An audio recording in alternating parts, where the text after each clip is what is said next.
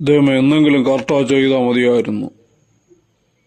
എന്തായാലും കട്ട് ചെയ്ത് നോക്കാം, കറക്റ്റാവും.